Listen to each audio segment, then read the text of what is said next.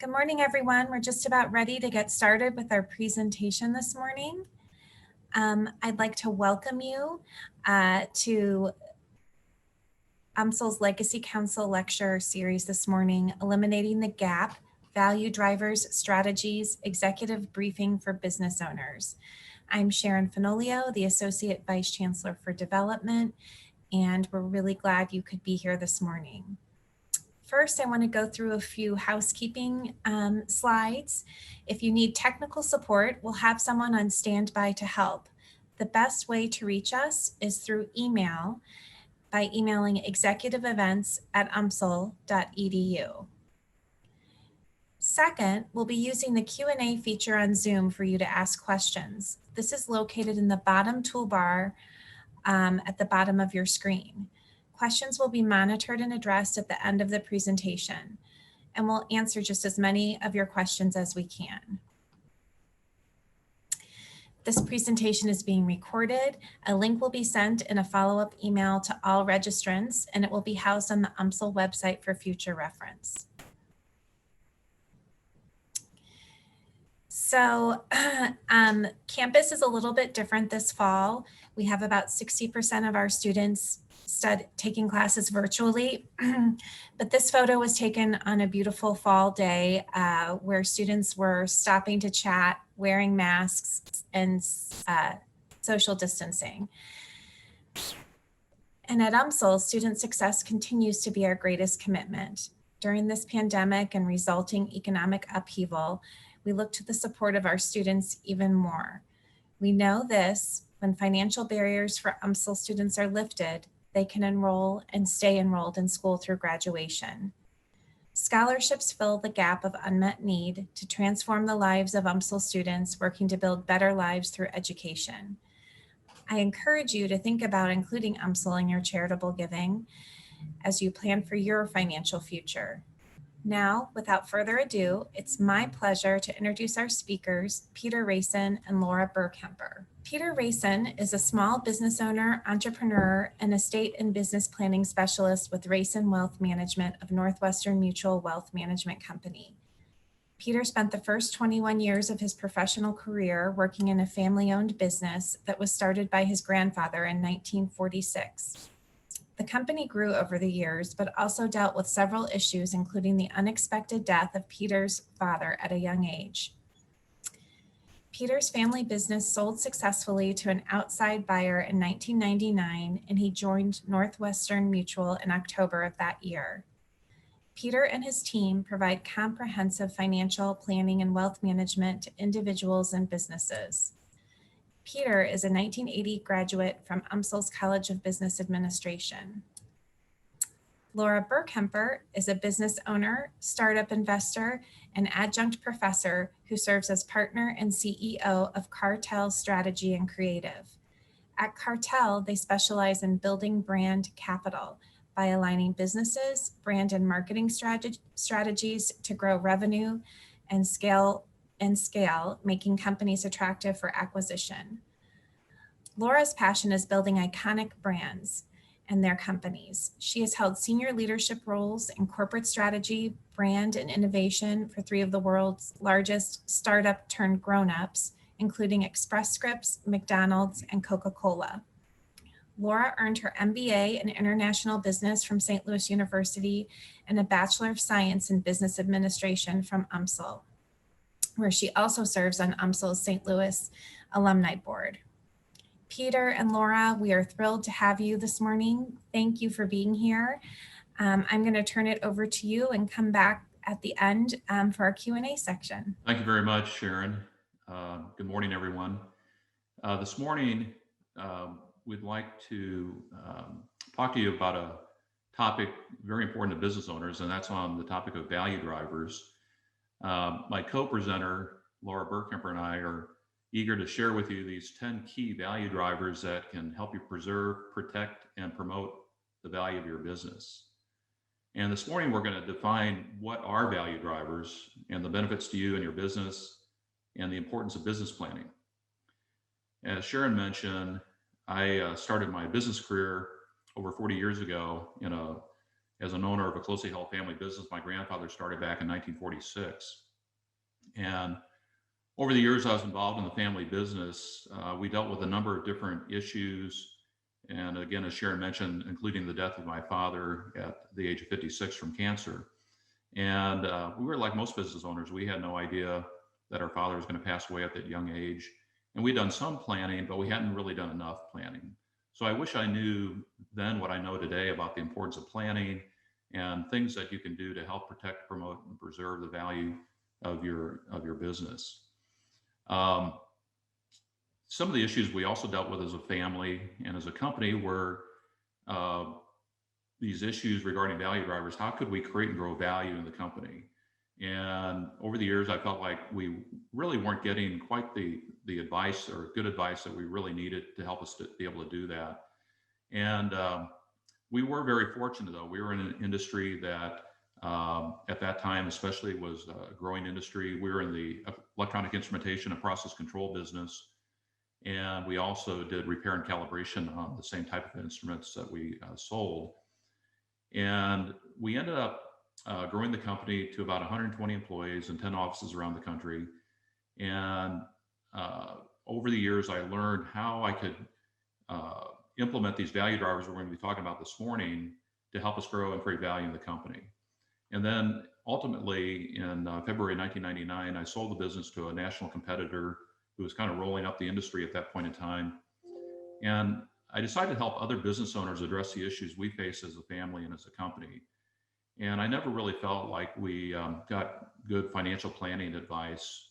And so I saw a need in the marketplace to help other business owners with these issues. And so this morning, we're going to just address this one key issue of value drivers and help you think about things that you might want to consider doing in your business that can help create and grow value and also help preserve, protect, and promote the value of your company.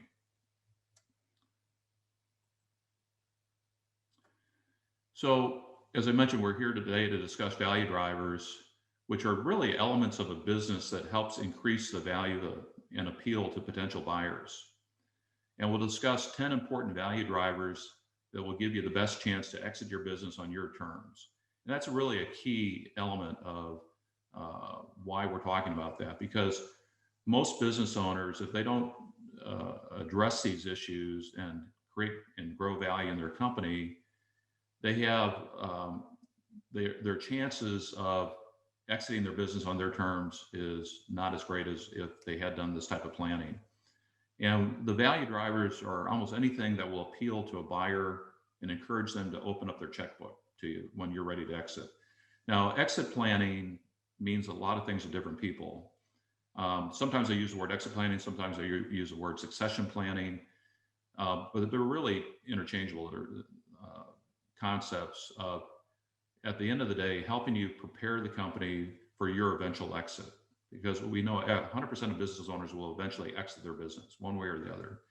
And what I also find is many business owners don't take enough time on the front end.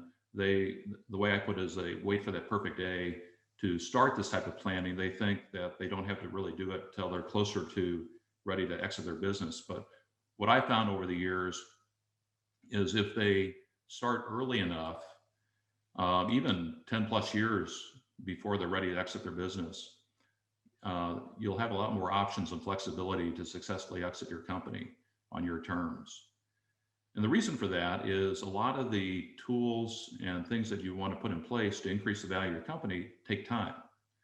And they just don't happen overnight. So and the things we're going to talk about today, I think you'll see take a lot of time. It's things that you'll be able to implement over a long period of time.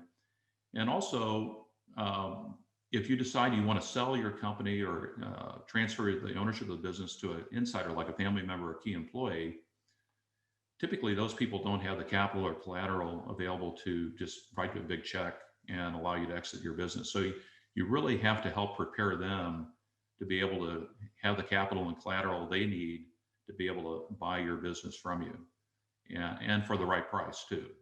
You don't want to give away your company because, Lord willing, you'll be enjoying the fruits of your labor for many years after you leave your business, and you'll need a source of income. And part of our talk this morning is the reason for doing all this is to eliminate that gap that might be there between what you currently have in the value of the company and what you need in the value of the company. So there's value drivers will help you build the value of the business, but there's a lot of other spin-off benefits as well. Of course, as a business grows in value, shareholders can make more money. You'll be able to take more money out of the business, hopefully.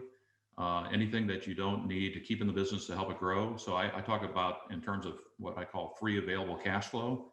So one of the most important statements on a financial statement is your cash flow statement. Many people overlook that statement to look at how much money do I need to reinvest back in the company in inventory and equipment and growing the company, and then how much money does that leave over for purposes like what we're talking about today of creating and growing more value in the company or allowing shareholders to take out more money out of the company. The other thing that is important to growing the business value is lenders will see your business as a more valuable asset. In other words, you can borrow more money.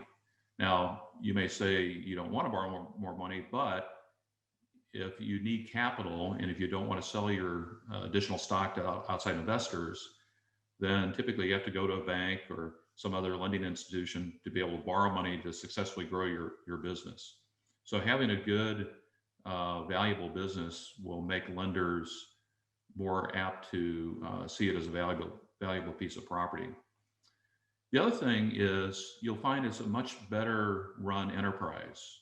Your business will kind of hum along and you won't have to worry about things falling in the cracks. So doing that also helps keep you, the owner, more in control of the business. You'll be able to see the big picture. And instead of fighting fires, value drivers will let you work on your business versus letting it run you.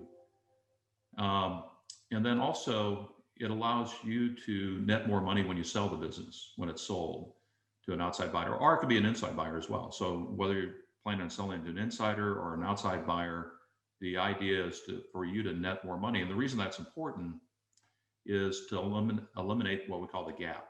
And the gap is that difference between what is the value of the business today compared to what you need out of it. So what we do is when we're working with business owners, we help the business owners from a personal planning perspective identify how much money do they need to retire successfully. We call it retire in style.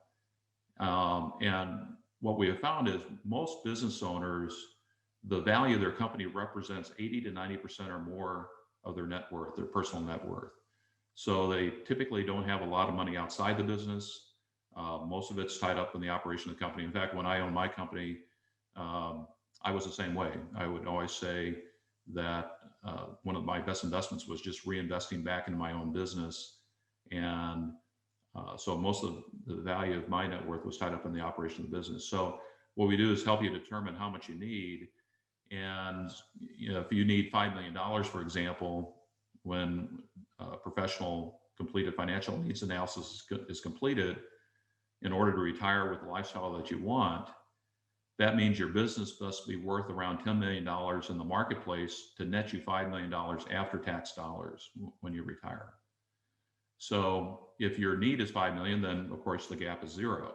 But say your business is only worth $7 million instead of $10 million, and you net only $3.5 million instead of $5 million, then you'd have a $1.5 million shortfall. So you have two choices, really, to either reduce your lifestyle expenses or increase the value of your business. So that's where value drivers come in. We want to help you think through how can you increase the value of your business so you can eliminate that gap.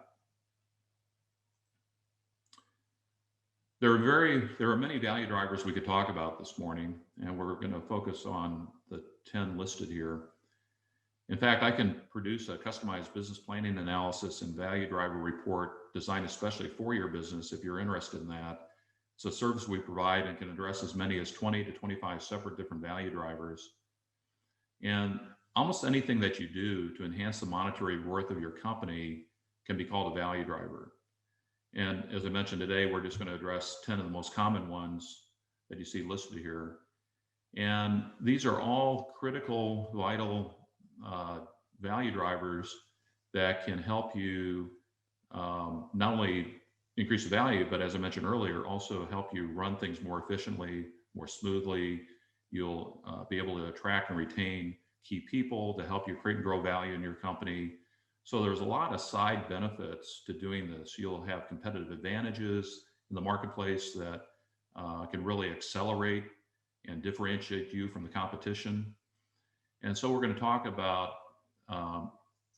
things that you can do in each of these different areas.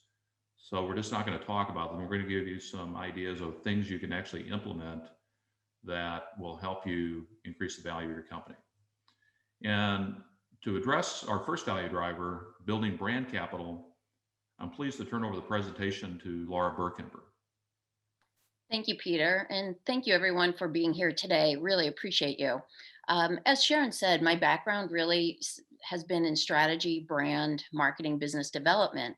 In some of those companies, as she mentioned, I've gone from startup to grown up, meaning, when I worked for McDonald's Corp, when you think about that, Ray Kroc started with 8 multi-mixer shake machines and sold those off to the McDonald's brothers.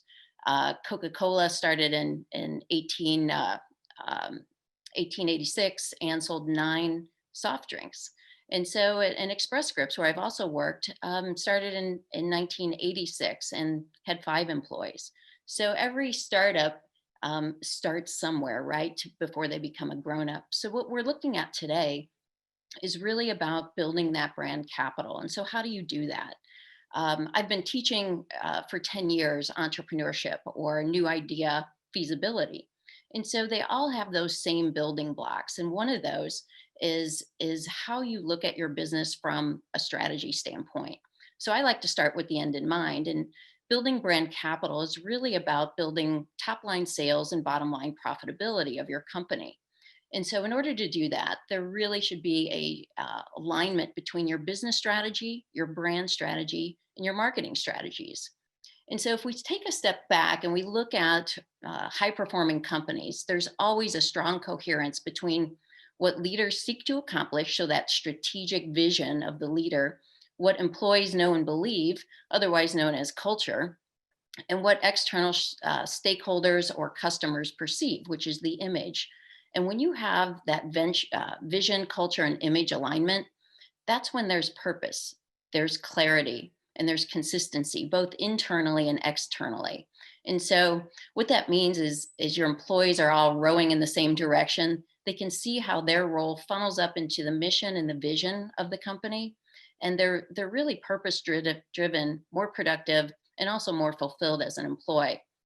And so when you start to look across from top management to employees to customers, there's alignment around who you are, what you do, and why it's important. And the bottom line takeaway here from this slide is really when vision, culture, and image align, brand equity, growth opportunities, and profitability result.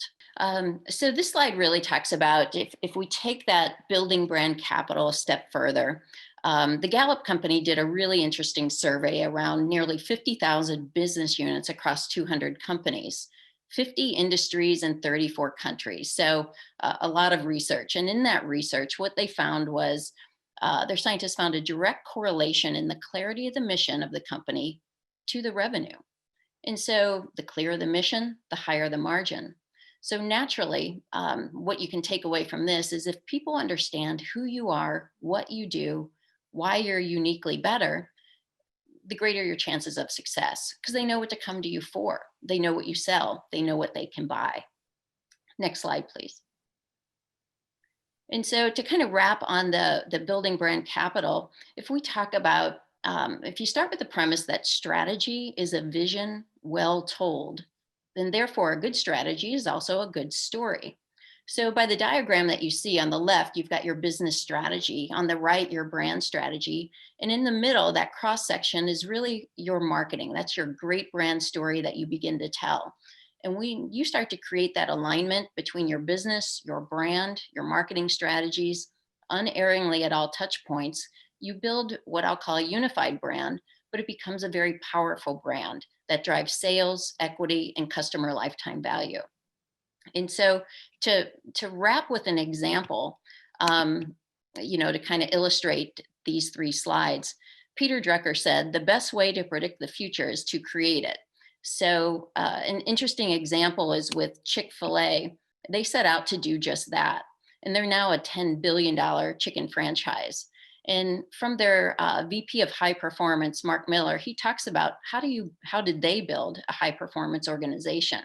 And so what they did is they spent time with numerous high performers, from businesses to retailers, Navy SEALs, and the America's Cup sailing team. And they found that they did a lot of great things, but there were 4 things that they all had in common.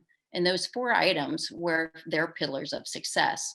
And it really reflects in what we just talked about, which is the leadership, to be purposeful about growing leaders in your organization, around alignment. It's really acting out as one, getting everybody rowing in that same direction.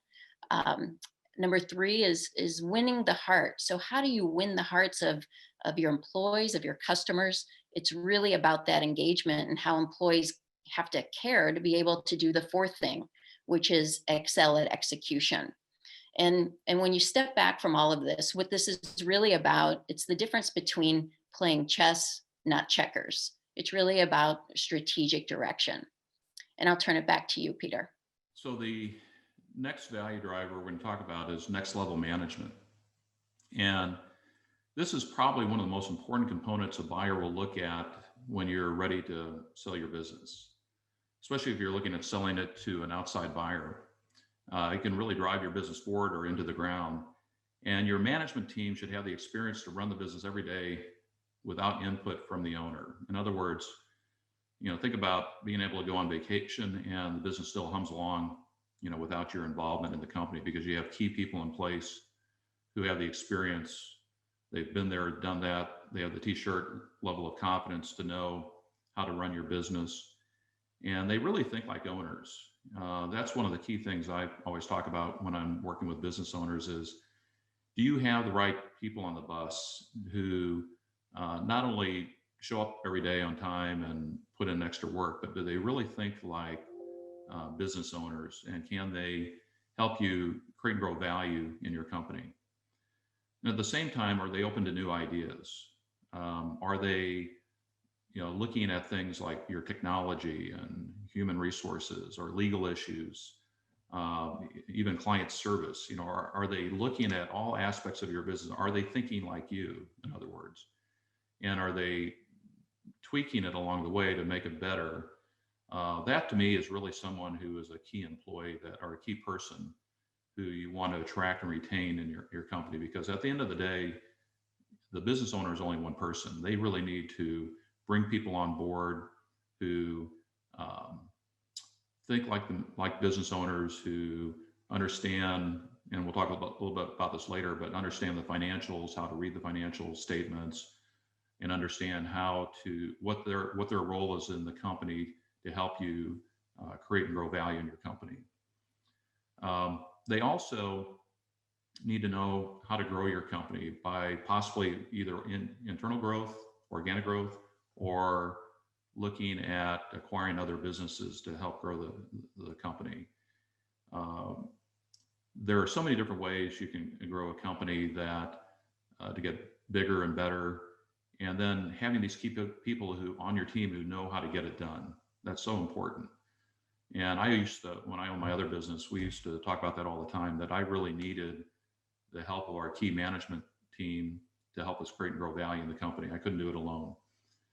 And then let me ask you something. Is your management team really incentivized to build value in your company? Because if they're not, they may not feel like you're treating them like an owner. And I think that's so important, because at the end of the day, when they go home to their families, you really want them to feel like you're treating them like an owner, even if they don't own stock in the company. And that's a whole nother topic I could spend a lot of time on, is do you actually give them stock or sell them stock in the company?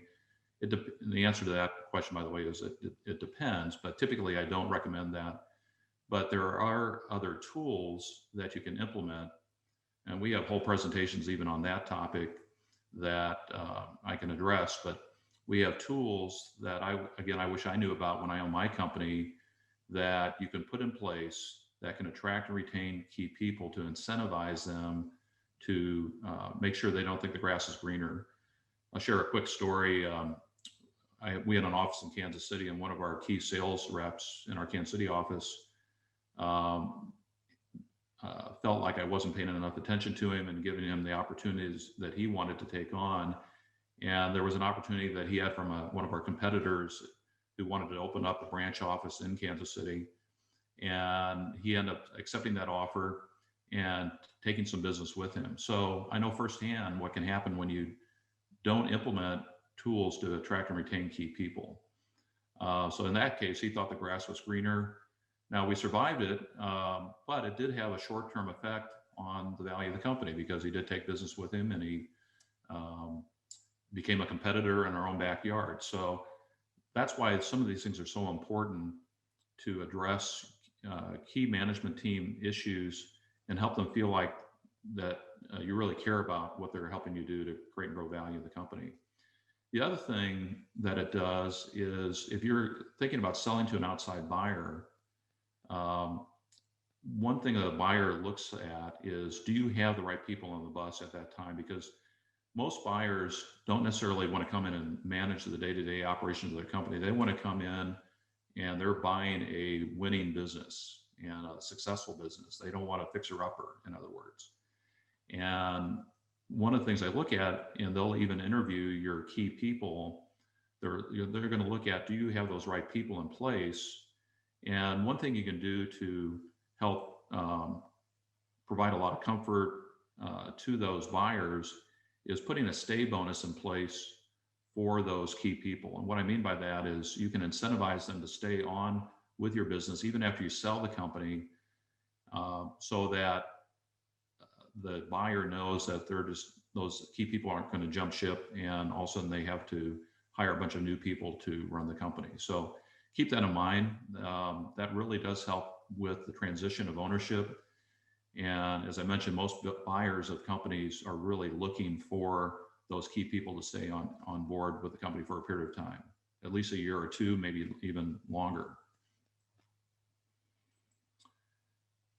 The other next value driver we're going to look at is operating systems, and things that can help you sustain cash flow, in other words. It's a nice way of saying you need systems and processes that can help you run your company. And please note that these systems and processes and procedures must be written down and must be updated regularly. Because with these systems in place, questions on how to do something can be easily answered. It can also increase team efficiency and team effectiveness.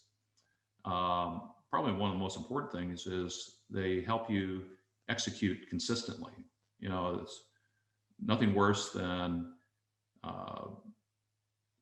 things being delivered inconsistently. Services being, like Laura mentioned, McDonald's Corporation earlier, you know, they thrived on doing things consistently and having written plans in place and procedures so that anybody could come in and provide that consistent service. That also creates a competitive advantage. So by having these written plans in place, that's a huge issue when you're differentiating yourself from your competition. So, and as an owner, how do you make sure you have the proper systems in place to be as good as a company as you can be? It's fairly simple, really. Just look at how you're doing things and write them down. And one way of doing that is assigning a team to review all your processes, all your procedures, and look at each one of them and ask yourself the question, or have the team ask the question, why are we doing this? Do we really need to do it? Years ago, when things were much more paper oriented than they are today, we had a process in our former business that we looked at each procedure and why were we processing this piece of paperwork, and we streamlined the whole thing. So we eliminate a lot of paperwork, we eliminate duplicate functions, and really streamline it so that we can provide consistent service to our clients and also reduce costs, because that meant we didn't need as many people processing the paperwork or the entering data into our computer system. And then set deadlines. It's what I suggest, and what I do in my practice today is we have a 90-day plan. So we look at every 90 days, we look at what are the things we want to focus on. And if it's reviewing procedures and processes, identify the ones you want to focus on. And then at the end of the 90 days, hopefully you have eliminated some redundancies, taken out some illogical steps. And just because you've always done it that way doesn't mean you need to continue to do it that way. It's not necessarily the best way. And then review and update regularly. You know, some tasks may be simple and not subject to major changes. But if no matter what they are, review them regularly and update them as necessary so that you make sure you're delivering consistent service to your clients. And the other key issue and value driver is a solid, diversified customer base. I can't tell you how many times I've met with business owners and I ask them about their business and what type of clients they serve. And one of the big red flags is if they have a heavy concentration in either one industry or they have a heavy concentration with one customer, especially. One customer concentration can be extremely dangerous. I remember one of my early engagements when I got in this business was a business owner who had 70% of his revenues with one client. Now, he had that for many, many years, but one of the things we talked about with him is reducing that concentration. And over the years, he was able to successfully reduce that concentration with that one client down to 30%. And fortunately, he did, because eventually that one client did go away. So looking at how you can keep your concentration in either one customer or one industry to less than 10% of your total sales. I think that's a fairly safe place to be. Also, you want to make sure that your customers are loyal to your company, not an individual. I see that as another issue, like the example I gave earlier about the sales rep in our Kansas City office who left to start a branch office for a competitor. You know, some of those customers were loyal to that sales rep. So when he went to this other company, those customers followed him. So the lesson learned there is really making sure your customers know the value, your value proposition, and making sure they're loyal to you, not the person that they're dealing with. You almost have to make them so dependent on your business that you're really trying to cripple the competition, if you will, whereby you make it so difficult for the competition to provide any product or service that the customer would really have to think twice about leaving your business. So what can you do? Well, number one, look at your customer base for concentration. So one thing that I do in my practice today is, you know, we put together a regular spreadsheet that we update to look at each of our clients and look at the revenues that we're generating from each of those clients, and make sure that we're not overly concentrated in any one client or segment of our business. For example, if you are in the construction industry or retail or restaurants, no matter what industry you're in, do this at least once a year to see if there's any concentrations, and then come up with a game plan to reduce that. And so if you're in the construction industry and you're focused on one particular client, try to expand that within the construction industry so you're less dependent on that one client. Another thing you can do is come out with new products and services. There was a study done years ago, I think it was by General Electric, that showed that it was much easier to sell a new product and a service to an existing client than selling a new product or service to a new client. So you can expand your customer base and by offering new products and services, and then also asking your existing customers for referrals to other people they know that you can help with your products and services. I think that's often an overlooked strategy or technique to get new clients. So if you have a sales force, encourage your sales force as part of their process to ask for referrals if you're not already doing that. And just do some networking and find out who else could benefit from your products and services.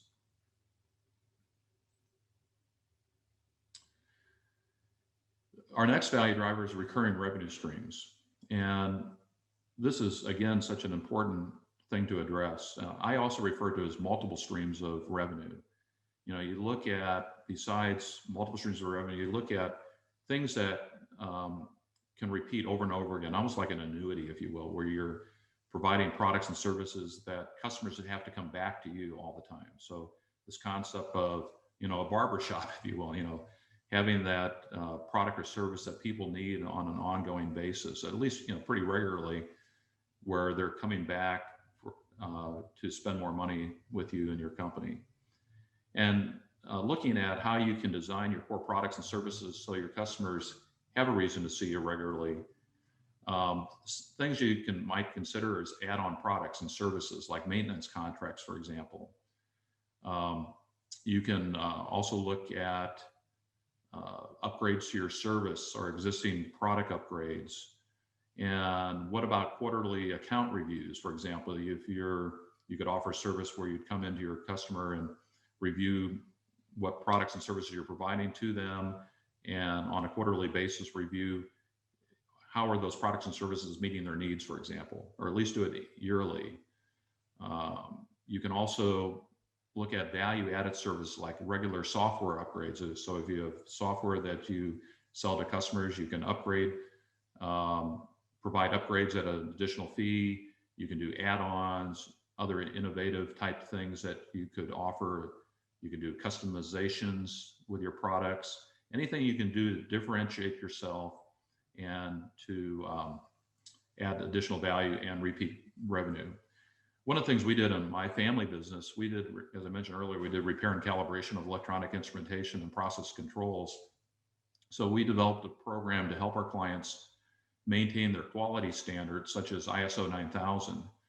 And what we did was we helped them track their instruments for them, and we sent them notices every time an instrument was due for calibration. So by doing that, that just created this revenue stream that depending on how frequently that instrument need to be calibrated, and some of them, by the way, need to be calibrated monthly, some quarterly, some annually, but depending on the need. And another advantage of that, it became a huge competitive advantage, and we maintain this database, so it'd be virtually impossible for a competitor to come in and say, hey, we want to take over the calibration of your instruments. They would be hard pressed to take that over because we have been maintaining that database of those instruments for those clients for years. And it'd be very difficult for that competitor to take that away from us. So back to you guys, the business owners, how can you develop these recurring revenue streams? So again, assembling a team at your company to look at ways to get customers to buy more frequently.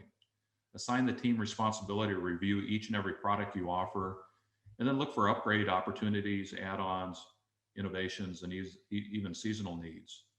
As I mentioned, you can offer customized solutions. You can even do customer training. That's one thing we did in our family business as well. We started doing training for ISO 9000 regarding the calibration of equipment. And so if you think about it, this is really a perfect time to establish your differentiation. If you're looking at, especially with everything that's going on in the marketplace today with the COVID-19 pandemic, people are looking for ways to differentiate themselves from the competition. So think about ways you can make yourself different from your competitors.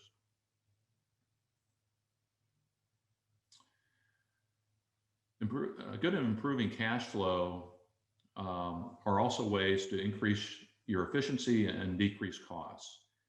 And it's really everybody's responsibility, including obviously management, to know how you're managing your money, how you're managing your cash flow. And I talk about this all the time with business owners. I've seen so many businesses who have failed because they don't have good accounting controls in place. Examples of that would be either purposely or someone trying to embezzle money illegally. You never know if what could happen in the business. So if you don't have a good handle on your cash flow and your financial statements, you could have someone who is actually stealing money from you. So putting those good accounting controls in place is management's responsibility, but it's also everyone in the company's responsibility to look at ways to increase productivity and increase sales and watch expenses. And if you can get everybody in the company thinking like business owners and incentivizing them to think like business owners. And also, most people don't know how to read a financial statement. So you even consider doing an open book approach where you train your people how to read financial statements. Maybe you don't share everything with them. Maybe you come up with a abbreviated financial statement that they can, you can train them on how to look at how their job affects the bottom line. You know, so if every person in your company, if you think about it, if they knew how their job affected the bottom line, everybody from the warehouse people to production line, whatever their role is in the company, if they understood how their job affected and the things they did on a daily basis affected the bottom line, you could increase your productivity and your profitability significantly over time by implementing that. And then incentivizing your management team. One of the things we did in our former business, we had a what we call a gain sharing program where we incentivized all our employees to hit certain metrics. And so we came up with KPIs, key performance indicators, that we would measure every month, and we'd post them and send them out to everyone so they knew every month where we stood and what things we needed to work on to change things around if we weren't quite hitting our numbers. So the key is get everyone involved in thinking like an owner, and also focus on increasing the quality of your customer base. So, what I mean by that is you don't want to have customers who are poor credit quality customers. You want customers who respect and really value your products and services. So the more you can focus on these issues, having good accounting controls, incentivizing all your employees to think like business owners and helping them understand the impact they have on your bottom line, that can have a huge benefit to your bottom line and the value of your company. So I'm going to turn it back to Lori now to address our next 3 value drivers. Thank you, Peter. And as Peter mentioned, having that business owner or that entrepreneurial mindset is really important for across the board, across all employees. Why? Because in our 7th value driver, it's proven growth strategies. And kind of as the adage goes, failing to plan is planning to fail. So therefore, the importance of both a business plan and a marketing plan. So first, the business plan. So when you think about that, a written business plan is so key to growing your company because it's really the main purpose of a business plan is to establish a business focus and a blueprint for running your company. So whether you're looking at expanding through manufacturing capacity or new product lines, or you're looking, maybe you want to be a bigger fish and acquire some smaller competitors, having a business plan in place is really that blueprint to get you there. Because what you're doing is you're looking at the industry, you're looking at the market, you're looking at the competition, the go-to-market strategy, and all these components that make up your business and your written business plan. And as you want to expand, if you want to get a loan, you're certainly going to need one. So it's not just an external facing document, but certainly an internal one. And as you bring on new employees and key leaders in your organization, again, it's important that everybody's thinking entrepreneurially, has that mindset, and is rowing in the same direction. And so once that's in place, there's also the marketing planning. And so the key purpose or the main purpose of a marketing plan is really to help you acquire customers and grow sales.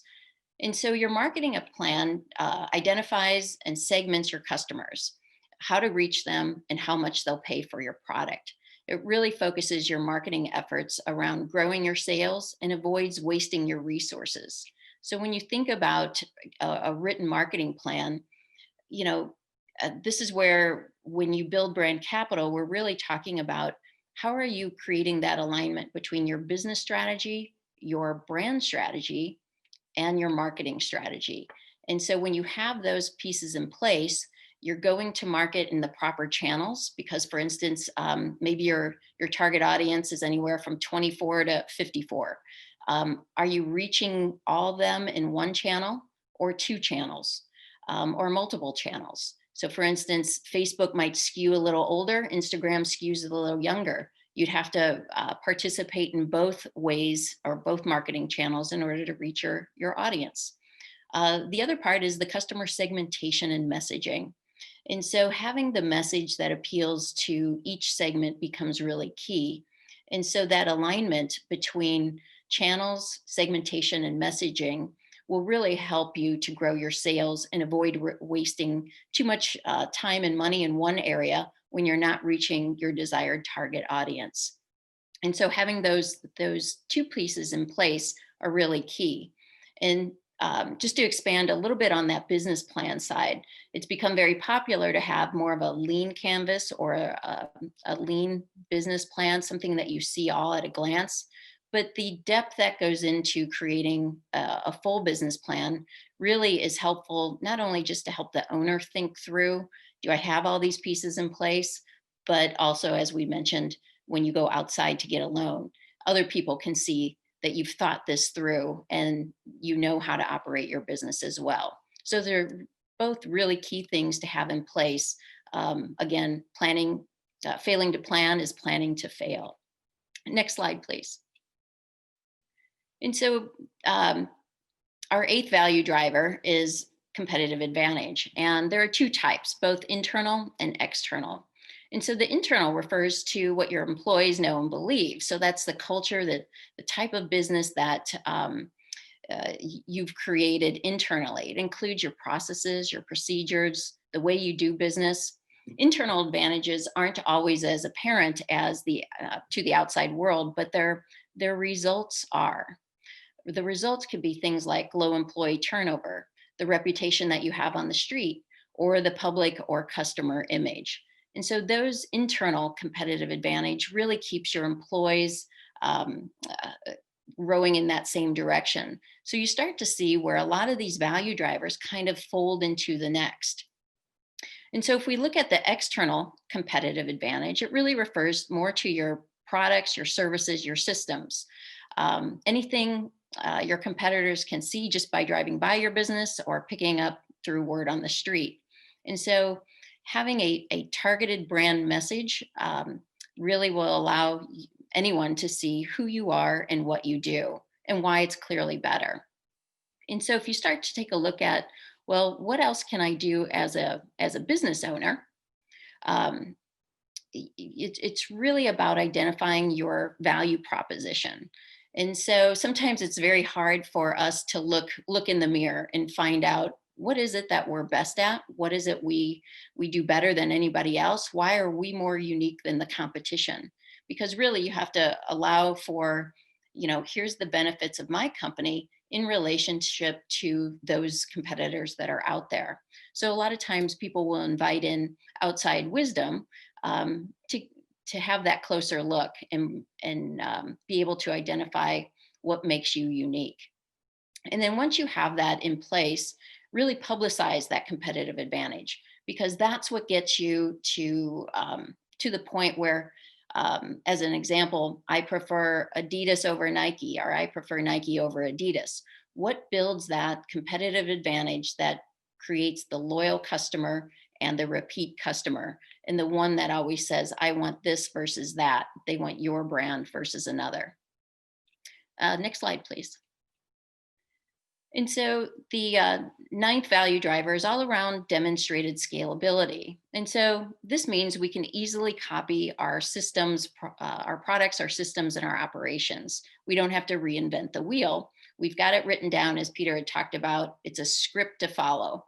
And so it makes everything seamless. Also, the go-to-market is faster, and it's easily duplicated. So as you hire and grow.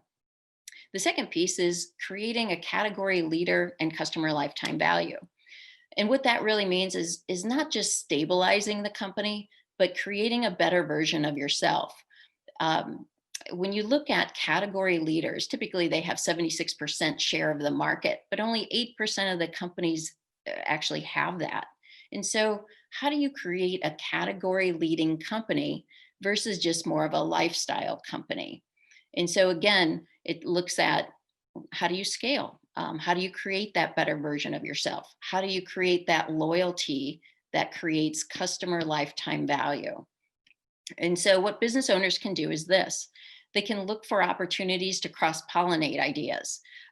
They can also look to define and own that category. So, again, that's where making sure that your messaging all ladders up into the vision of what you're looking to create. And what you're doing then is positioning yourself instead of being positioned. And so category has become kind of the new strategy in a way to own it. So as we look back at this, all these pieces and parts funnel together to kind of simplify, clarify, and then amplify your business. And I'll turn it back to Peter now for our 10th value driver. Thank you, Lori. So our 10th value driver is financial foresight and controls. I talked a little bit about financial controls a little while ago.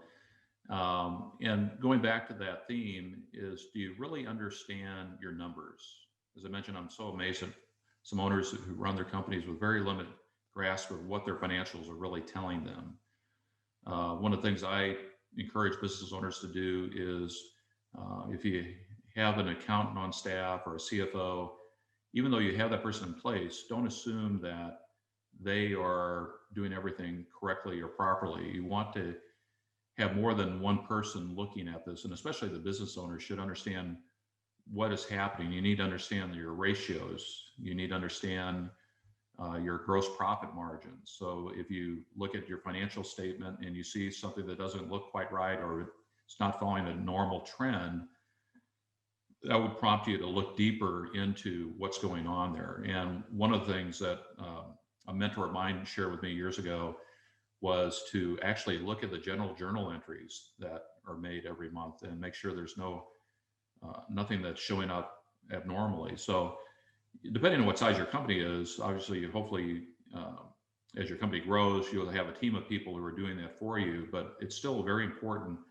for you to have a grasp on those numbers and understanding what a realistic view of your actual situation is. Make sure that nobody on your accounting team is covering up anything. So sloppy financial statements are really something that can be pretty scary. I was working with a client years ago who brought in a person who he thought he was going to transfer ownership of his business to, and he thought this person had a good grasp of how to handle the financial aspects of the company, but it turned out he didn't. And end result was there were some things that occurred that essentially required the business owner to sell the building that they were in, to be able to pay back vendors, and to also make contributions to their retirement plan that they were required to do. And it was all stemmed because this person, the business owner, did not have good financial controls in place, and he did not review what this key person was doing from a financial standpoint.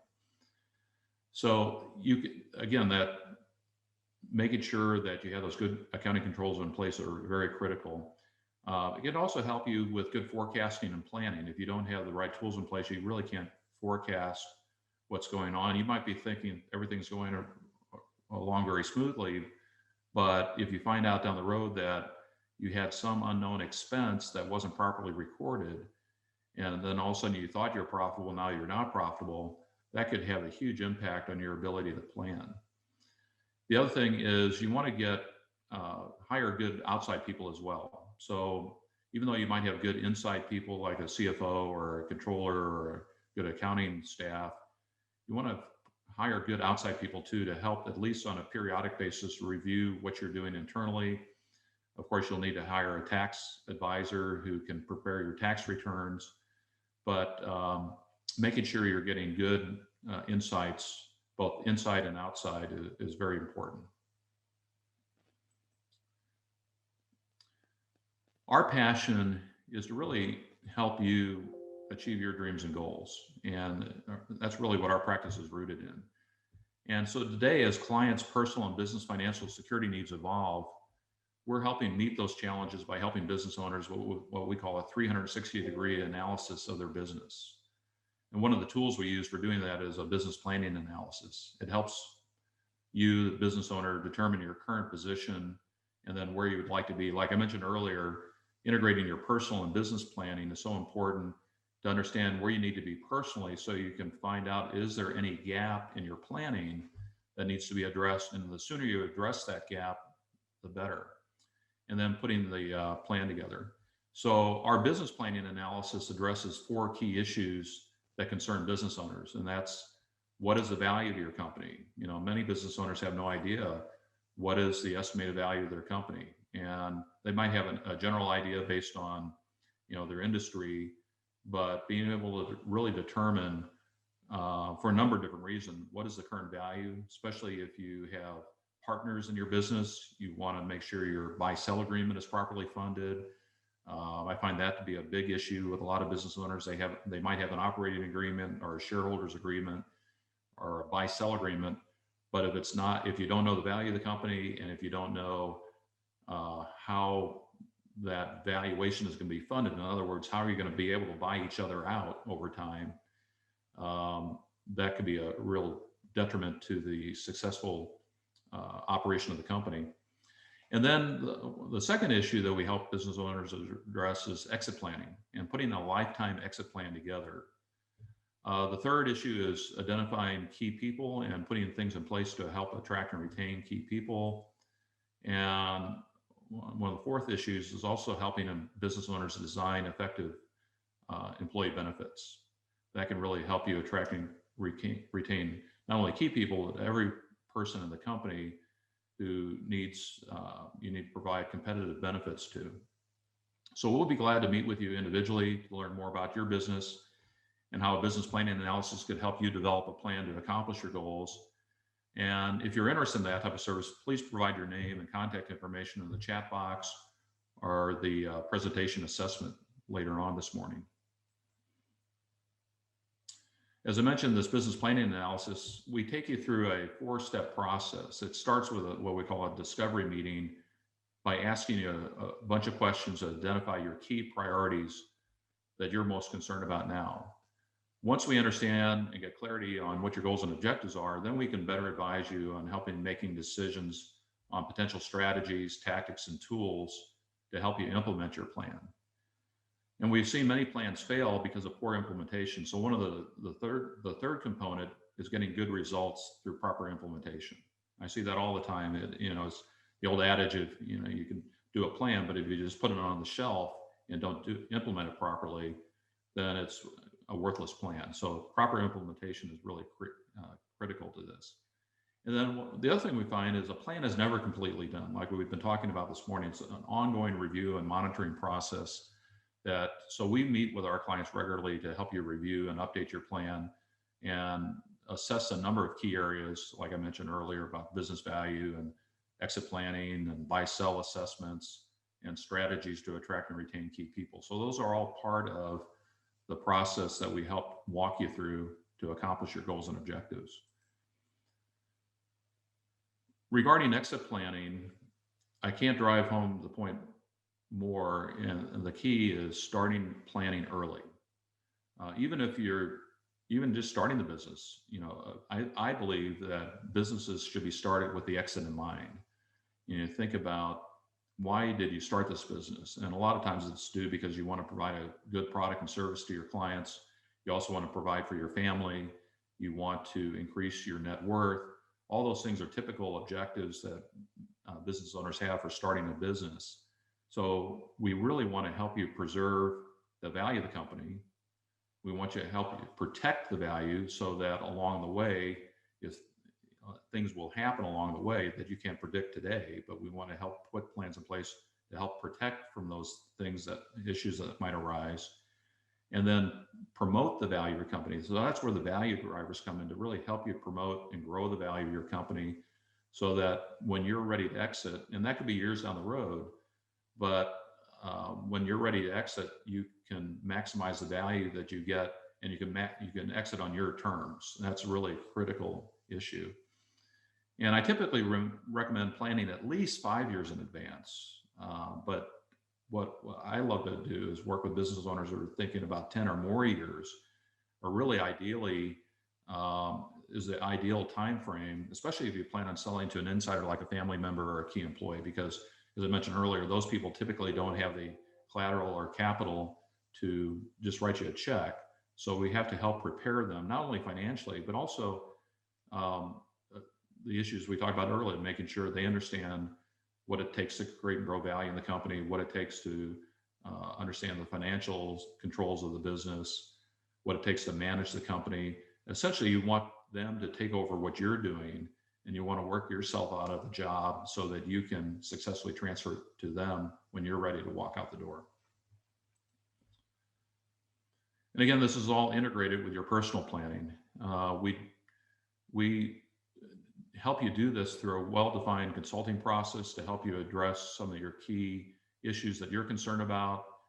We take a collaborative advisory team approach by working with your existing advisors and a network of professional advisors to help you maximize the probability of achieving everything that's most important to you. Financial planning is really a collaborative process. It's not just one type of advisor, it's a number of different advisors from different disciplines to help you do this. So the way we put it, we like to come alongside of you and help take that off your plate and help put a team together to help you accomplish your objectives. So Laura and I would like to thank you for your time and participation this morning. We value your input and questions. And please let us know how we can help you preserve, protect, and promote the value of your business. Our contact information is here on this slide, and now we'd like to open it up for questions. Peter and Laura, thank you so much. That was a really fantastic presentation and information, and we actually have quite a few questions that have come in. So I'm going to go ahead and open it up. So Erica Brown asks, how can we be competitive in the market right now when there's so much noise? That's a very interesting question. It's a very good question because there is so much noise out there in the marketplace today. You know, depending on what type of business you're in, Erica, really would determine what steps you might want to take. But no matter what business you're in, if you think about ways you can differentiate yourself, like we mentioned earlier about looking at your processes and systems to make your things more consistent. If you can deliver consistent service, you know, people will come back to businesses who provide consistent service. And the reason for that is building trust with them. If you're providing consistent service and products to them, they know they can trust you. And I would say that can get past the noise in the marketplace almost better than anything that I'm aware of. Laura, how about you? You have some thoughts on? Absolutely. So, you know, I agree with you completely in building that trust. And so what are you known for in the marketplace? And is kind of like, even if you build a personal brand, what do people come to you for? Is that message clear?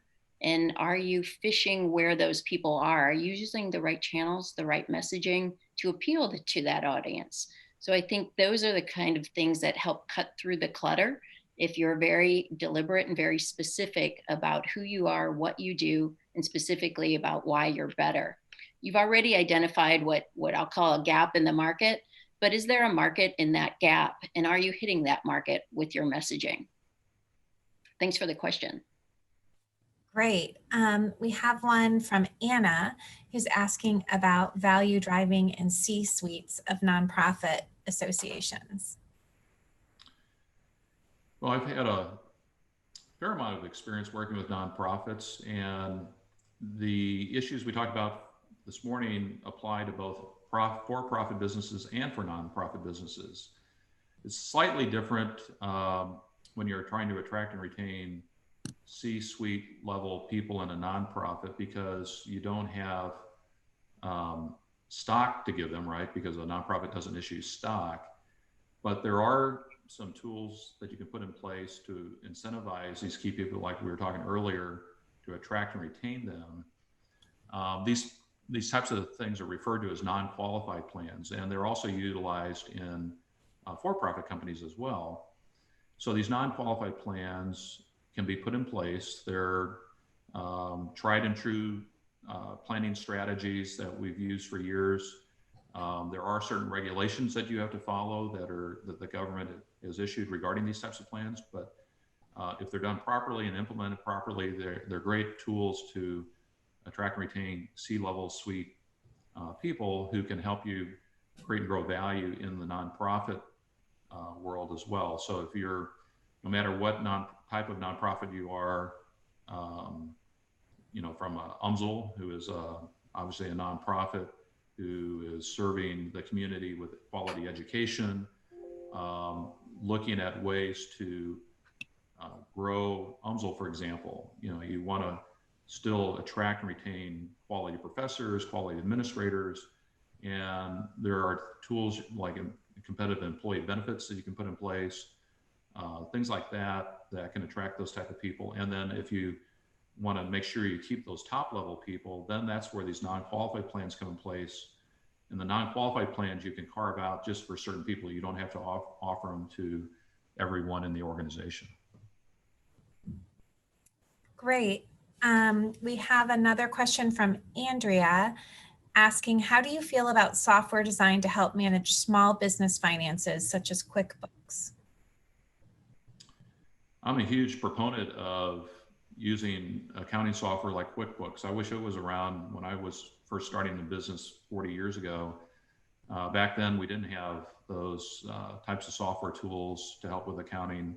There was software out there, but it was very customized and it wasn't as integrated as things like QuickBooks are today. So, most of the business owners I've worked with over the years have, a lot of them do use QuickBooks.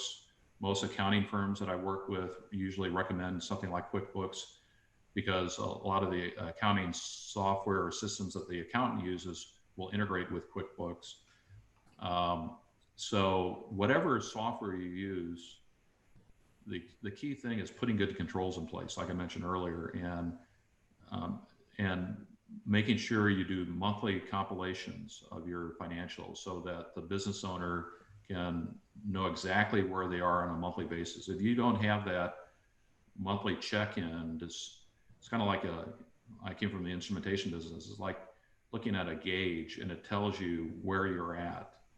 It's your map, if you will, or your blueprint that can help determine are you meeting your target goals and what things you need to do to correct that if you're off track. Okay, so that's great. We have another question from Mike. He says, I like hearing anyone giving thoughts on strategy, especially an alum, but I'm curious how when strategy turns into execution. Laura, you want to take that one? Yeah, absolutely. Thanks for the question, Mike. As you look across the strategic direction, when you have things like Peter and I've talked about, whether it's a business plan in place, what is the steps for accountability to enable it to be executed? So also having not just here's what needs to be done, but who's doing it and by when helps keep it on target.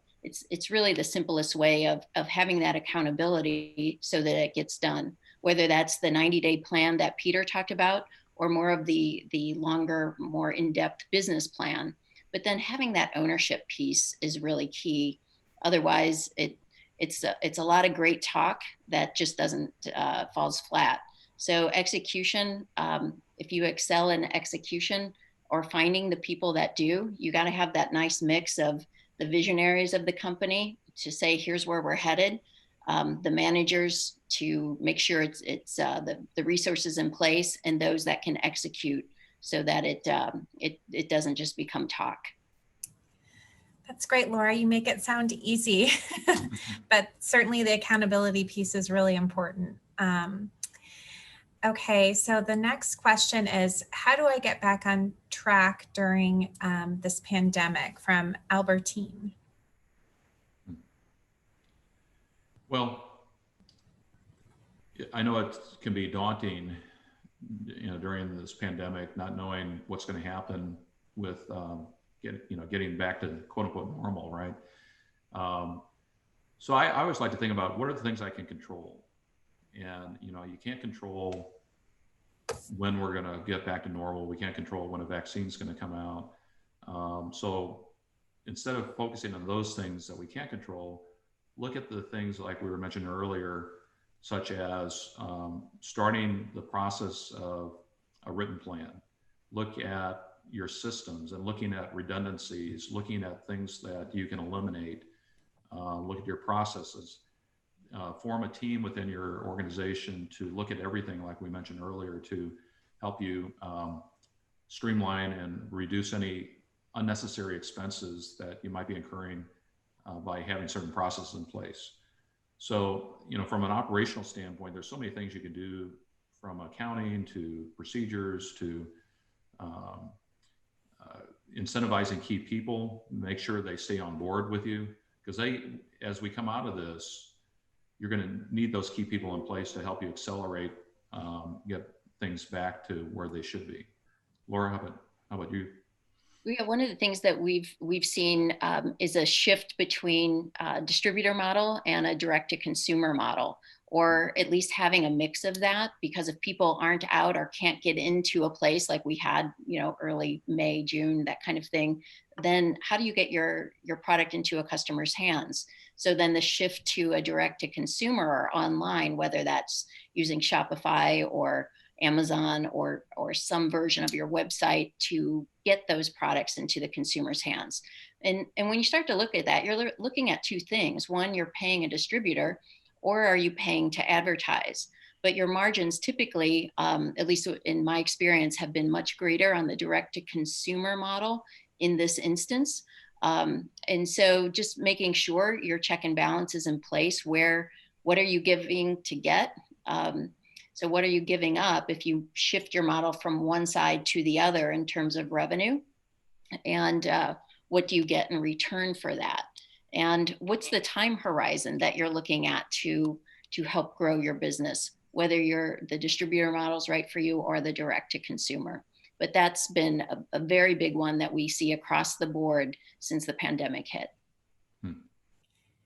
Very good. So we have a few more questions in just a few more minutes. So this one is really from me, and I'd like if you both could talk about the core capabilities of your firms and what types of businesses you serve and in what industries.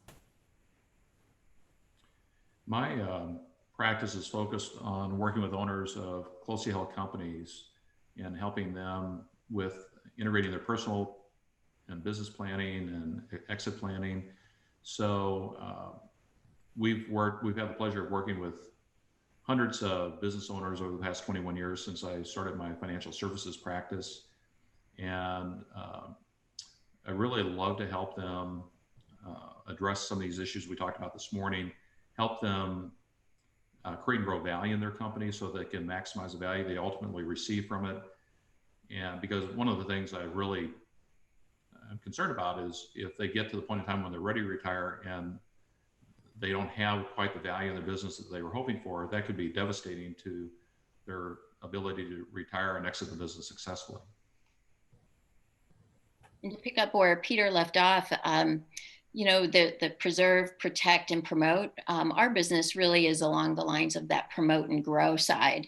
And so how can we maximize the amount of revenue to get the highest amount through that alignment of your business strategy, brand, and marketing strategies, so that the owner operator can certainly get the most out of their business? How can we look at those people, processes, and systems in order to grow the business? So we focus really around building that brand capital or building that equity. So at some point in time, it's at the highest level so that it's attractive for either sale or acquisition. That's fantastic. Well, we just appreciate your time so much. These two fabulous UMSL alums from our College of Business, bringing their knowledge to us all. So Laura, Peter, thank you so very much. This will be available. We'll email the presentation back out. If you have more specific questions, we encourage you to email them either to us at Executive Events or directly to Peter and Laura. Their email addresses are on the slide. They've been kind enough to offer that. So thank you all for attending, and thank you, Peter and Laura. Thank you. Thank you to all the attendees and to UMSL. Appreciate it. Have a great day. You too.